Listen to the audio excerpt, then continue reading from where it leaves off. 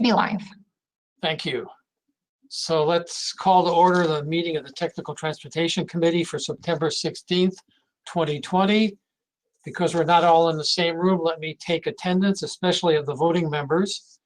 I'm John Fricker and I'm here. I'm present in some form. Sally has been noted as being here. Jeremy Grennard is present. Scott Chandler will be acting as proxy for Bill Smith.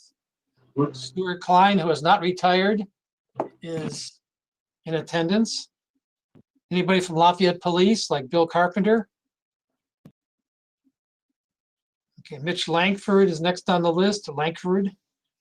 And then Jim Knapp in his last meeting for representing Purdue Airport. How about GLPTC? Oh, there's Bryce. I see Bryce, is that correct? Hello, yes, I'm here. Thank you. Now it has been John Ricks, and I haven't scrolled far enough along to see if he is here representing Tippecanoe County.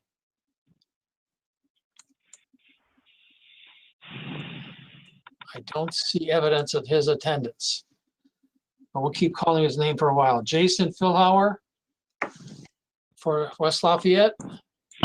This is Jason, I'm here. Yay, okay, good. I think those are the voting members. 1, 2, 3, 4, 5, 6, 7, 8, 9 present out of a possible 11. And will the staff be able to keep track of who else is here for the purpose of the minutes? Yeah, I'll check periodically. Okay, thank you. China probably will too. Good. And it's being recorded, so I think we'll be able to recapture that. Okay, I hope we've had a chance to look at the minutes, because the next agenda item is approval of the minutes from the August 16th meeting. So we can get the ball rolling by a motion to approve and a second to approve. So moved. Jim Knapp, yep. Second, Jim Knapp. Okay, was it Jeremy first? Yes. Okay. Any need to make improvements to the minutes?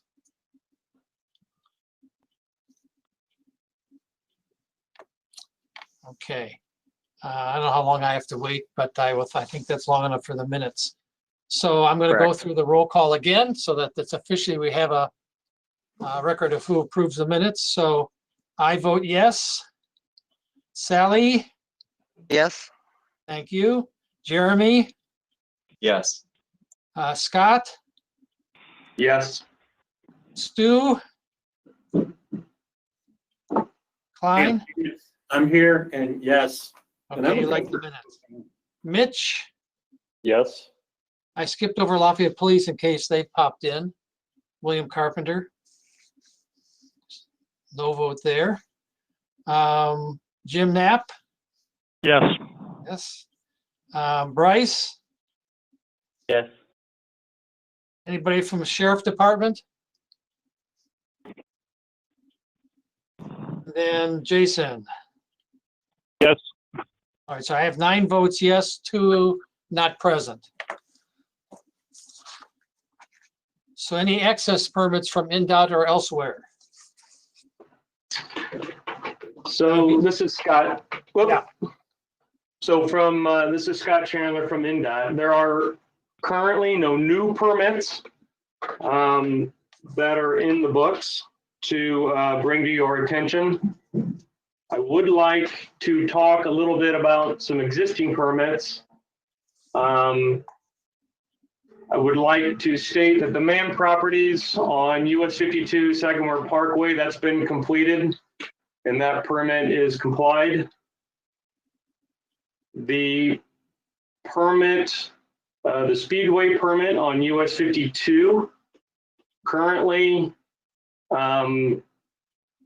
INDOT has made some comments and sent them back to the permittee, and we are awaiting revisions based on those comments. But I would also like to reach out to Jeremy, if you've got any issues or questions in regard to that permit. I'd like to note that before anything is approved for that permit, we would like you and Mr. Watson to be in agreement with the access on veterans and the access that's going to be on US 52 Okay. for that. Okay. Love's Travel Stop, which is Schuyler Avenue, I-65 interchange area. Again, we have made some comments and revisions and are awaiting the permittee to make those revisions and get back to us. And at that time, those are the current permits that we are actively working on in this area. Okay, thank you. Any questions or comments about those?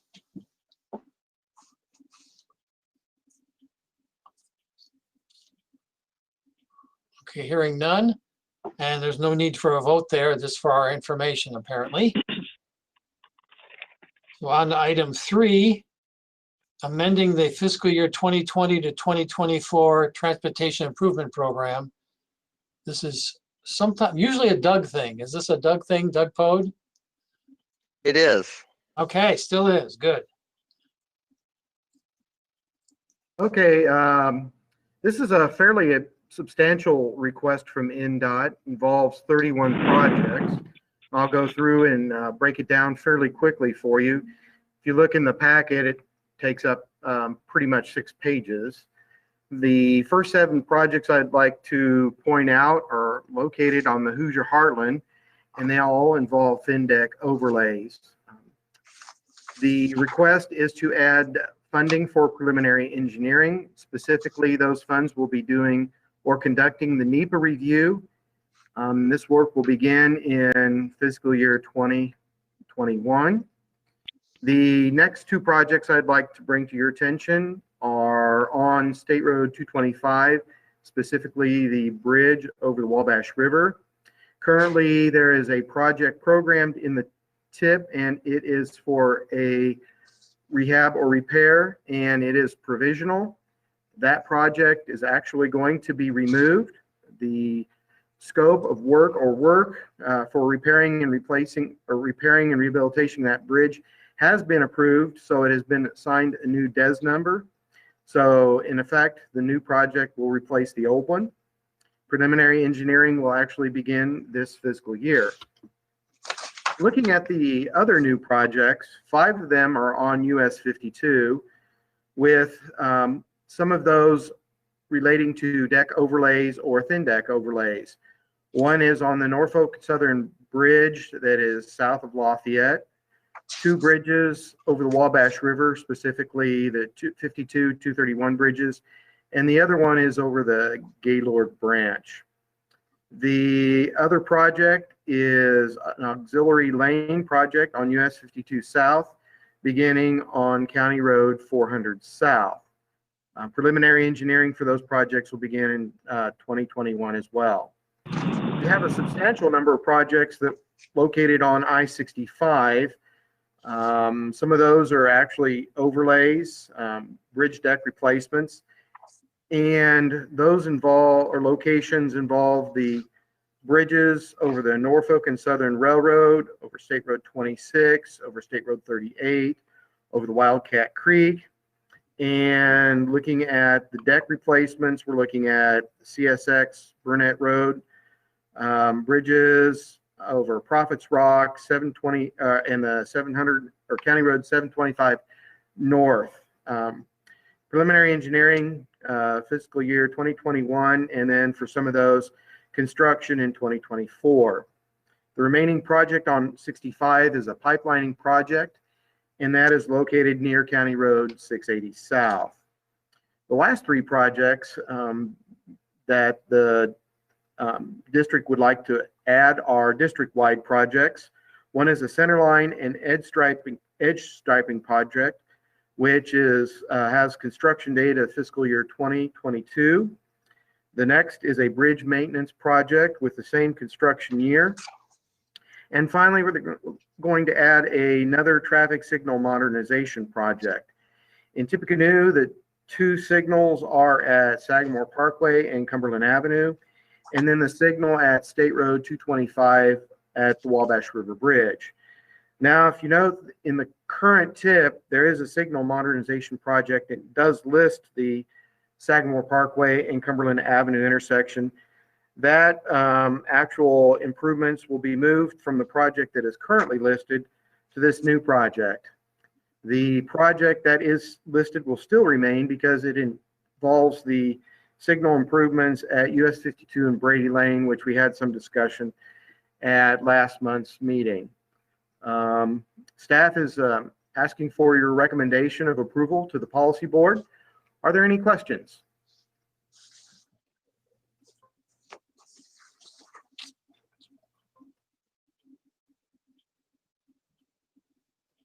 Good job. When I heard 37 projects, I was counting on you to be efficient, and you were.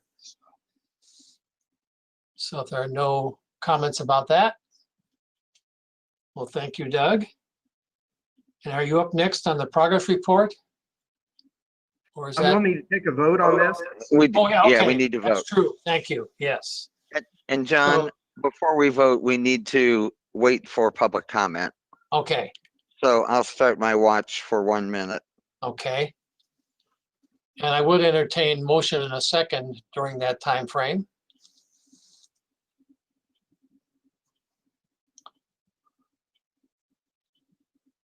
So moved, Mitch. Okay, thank you, Mitch. And the second by, Second by Jeremy. okay. And the clock is running. It is.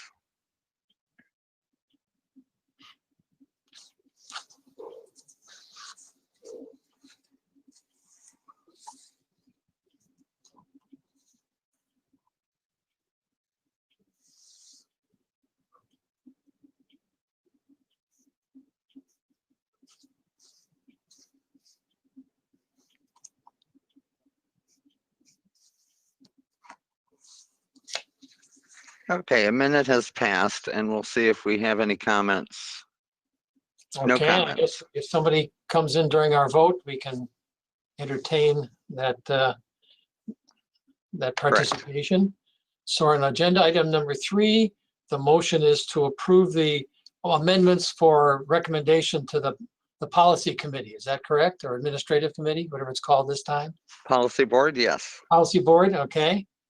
So the motion is to make that recommendation to the policy board. So I'm going to ask you to vote yes or no. So going down the list, I vote yes, but don't let that influence you. Sally, your vote? Yes. Jeremy? Yes. Thank you. Scott? Yes. Stu? Aye. Okay. Lafayette Police? Mitch? Yes. Thank you. Jim? Yes. Bryce? Yes. Anybody from County Sheriff? And then Jason? Yes. Okay, a 9-0 vote for the Thank you. amendment.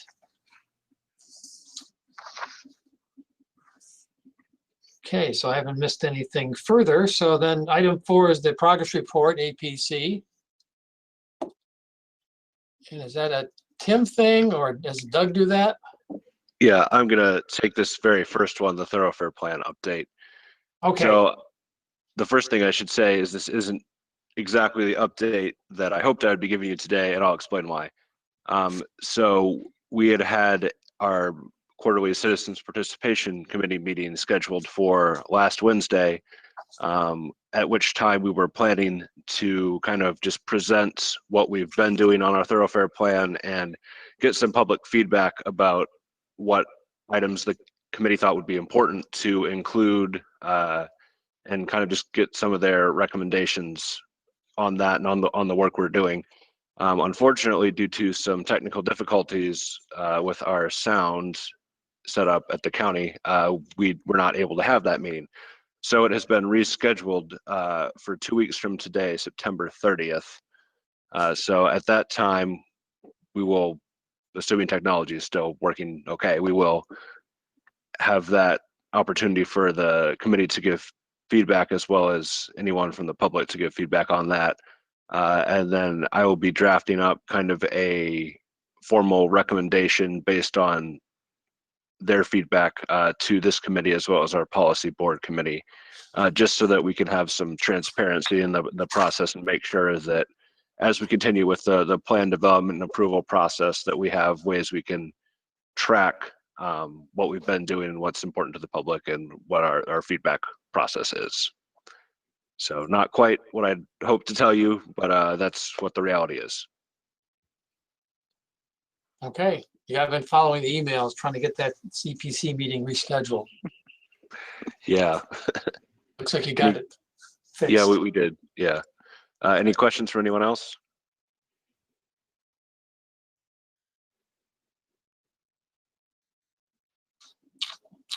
Okay, thank you, Tim. That was the thoroughfare plan update promise. And then we have tip development schedule. Yeah, it's time to start our next transportation improvement program. So we have a schedule from INDOT, and we have added to it our own schedule so that we can meet the INDOT deadlines, and we'll let Doug discuss this proposed development schedule. So that's Beginning somewhere at our, toward the back of the board pack, meeting- the committee packet. I'm sorry about that. Beginning next month at our October tech meeting, we'll be distributing the project programming sheets to all the jurisdictions for them to fill out, similar to the ones that we've used in the past, except they'll be fillable PDFs to make it easier, I hope. And the reason why we're doing it so easy, as Sally mentioned, is that we're following INDOT schedule. Those sheets that have been filled in will be due back December 4th.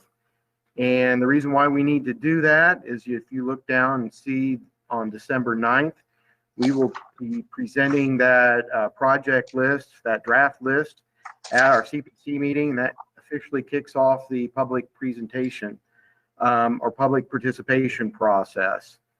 The big date after that, of course, is January 20th. That's when this committee will review all of the requests and constrain and prioritize the requests.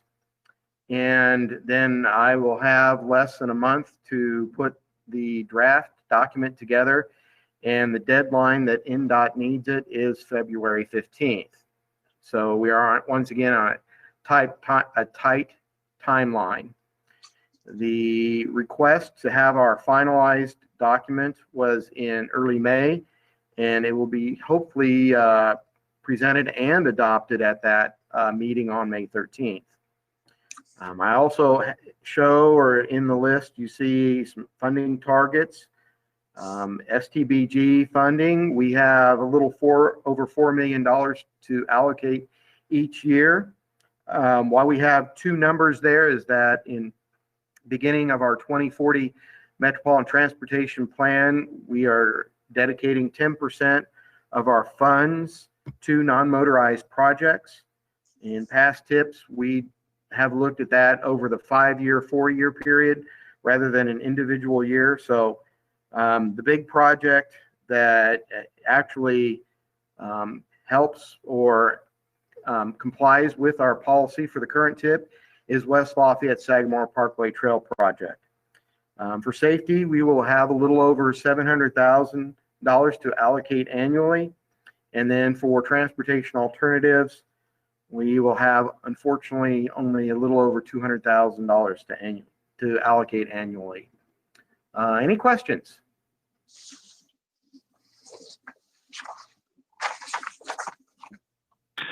Hey, Doug, this is Jim Knapp. Do you know, have you been talking with the airport, Purdue Airport, whether they have any projects coming up? Thanks. No, I have not. I will need to. Very good, thanks.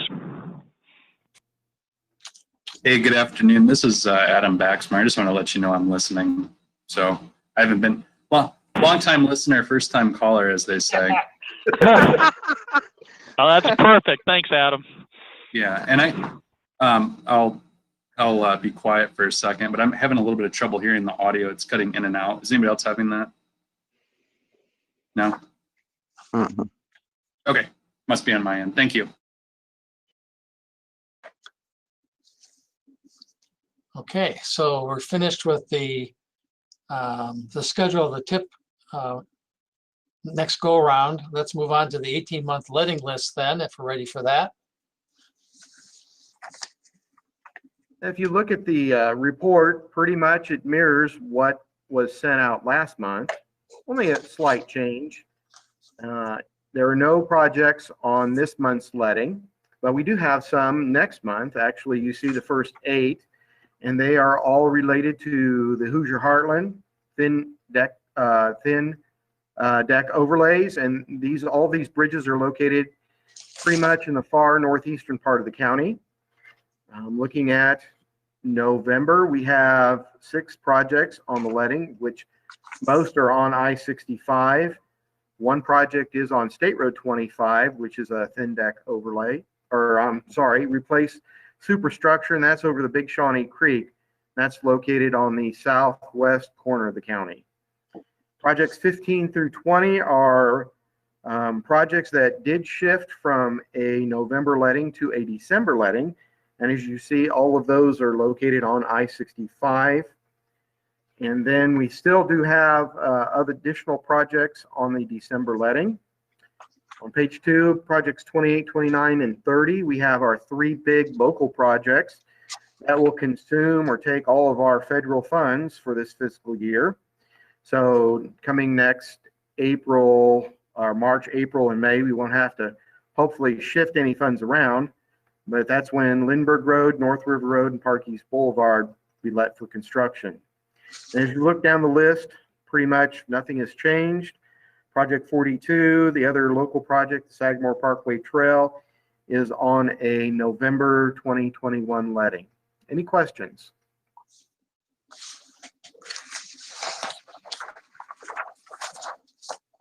Thank you, Doug. There's a lot happening there. We're up to item 5 on the agenda, other business. I know of no outstanding or old business. I have a question. Okay, I talked to Sally a little bit, and I was at an IX meeting, I don't know, a month or 2 ago. Travis Underhill was there, and he was talking about that NDOT had come to an agreement with the Indianapolis, the donut MPO on what's been floated around is the 90-10, the 10 cent on a dollar buyout of federal money, where they would you would turn your federal dollars over to NDOT and they would give you 90 cents on the dollar cash that you can then appropriate. The idea is that it eliminates the problem with the lack of carryover of the federal dollars. And the thing it does do, though, then the MPO becomes responsible for banking all the cash and setting the ground rules for distribution of the 90 cents that are left out of that, every one of those dollars. To me, it's a little attractive in the, the carryover. It's so hard to program when a project costs $6 million and there's $4 million that you have to spend in any fiscal, getting at here. It is a little attractive, and I just wanted to bring that up to the board and for something to think about. I mean, it would take a long time. It would be way down the line, but whether we would have any interest in a situation like that. I think, Stu, this is Sally. I think it probably deserves a little bit of thought and perhaps discussion. One of the other potential downsides, I think, is that we would no longer be able to swap money with another MPO unless they were doing the same thing, because their projects would be federal aid, ours would not be, and we'd be swapping. I don't think we could swap in federal aid money unless NDOT would buy out that money as well at 90-10. Right. The only MPO that's in it so far is Indianapolis. Right. And so that would be limit our partnership, but it would allow us to get back into the kind of prior year balance thing, which Right. Personally, I miss that desperately. Not being able to carry that over. But And then I guess the other question is whether all the LPAs have the capacity to run those contracts instead of NDOT running them for them. That's true too. Yeah, there would be a lot more work Right. involved both through the MPO and for the LPAs. All projects would effectively become local. Advantages and disadvantages. I just throwing it out here because he had mentioned it, and one of the complaints at the meeting where Travis was, one of the complaints was the lack of prior balancing. How are we supposed to finance stuff when you guys, don't even try to help us? You guys being NDOT, with these financing, the term, and that was his big take was that he, this is kind of the future of the world. Indianapolis did it. Why wouldn't everybody do it? So I thought it was worth starting the conversation. Stu, one of the things I can do is add this conversation to the next MPO council meeting, which will be next week, I believe, and see if anybody else has insights, pros and cons that I can bring back to our MPO tech group. Right. So Okay. a lot of research. All right, thanks for raising that. Any other items for discussion? None for me. Okay. Could we No. introduce Maureen? Oh, yes, please. Let's do that. Do you want to, can you show her? Okay. We have a new transportation GIS specialist, Maureen McNamara. She has a degree from Purdue in environmental engineering and a master's degree in environmental engineering from the Royal Institute Institute of Technology from Stockholm, Sweden. Huh. We're fortunate that she had a great experience as an undergrad in our community and was more than happy to start her career here. She started on September 4th. She will be pursuing her EIT, and then those of you who are PEs that might consider being sponsors when she gets to the PE exam stage, that would be great. Tim is, I think, still expecting to take the PE exam this fall, and I have every confidence that when he does, he will be our newest community PE, and also then provide Maureen with a direct supervisor who's a PE. So we're thrilled to have her. She's particularly interested in sustainability issues, which are all new emphasis areas for transportation planning, sustainability and resilience. So I think we picked absolutely the right person. Maureen, welcome. Thanks, glad to be here. Welcome and best wishes. Well, as a citizen, I'd like to make a comment. I found myself driving, I had to drive along Union Street eastbound at 3:15 in the morning. And I managed to get stopped at all but one traffic signal, 9th Street, 18th Street, Earl Avenue. I think I got through one green light. So I thought of somebody as I was stopped at those lights with no cross traffic. But Jeremy, I forgive you because I must have been driving the wrong speed in order to hit all those at that time. So apparently they're pre-timed at that time of the evening or morning. You must have been speeding. Nobody was in my way. I don't know if those are running free or if they're running progression at that time. I'll have to Yeah, look. I don't know. Because in the bad old days, you'd had a lot of flashing yellows or flashing reds you could negotiate, but that's a long time ago. Yeah, I'm pretty sure they're timed for 25 miles an hour, but Oops, okay. So forget I said anything. 3 o'clock in the morning, I just run them. Any other comments before we adjourn and look forward to the next meeting? We want to know when Jim's party is Yeah, Where? and where, yeah. I think we're deferring that for the COVID time, maybe after COVID's done. now my son has a couple friends who are getting married anyway this season, but only with a very small, minimal number of people. They're gonna have the big bash on the first anniversary. So maybe Jim, on the first anniversary of his retirement, we can have something special. That would work for me. We know where you live, so. All right, anybody else? Well, do you want to vote in Adam Keister? I guess we do have to, Yeah. we can take care of that now. Although he's listed as a proxy, but I guess that's pending the vote. Well, he that is correct? technically a proxy because the actual member is Adam Baxmeyer. All right, so there's So- no need for a vote.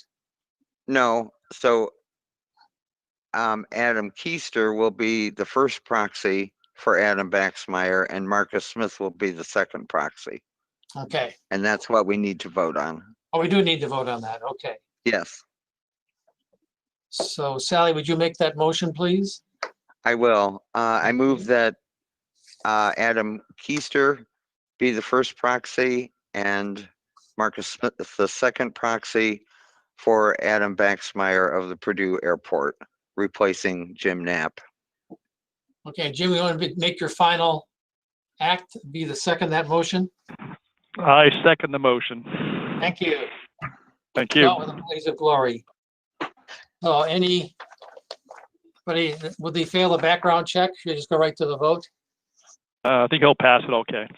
Okay, so I'll ask each person to vote yes or no on the proxy. I vote yes. Sally, Yes, Jeremy,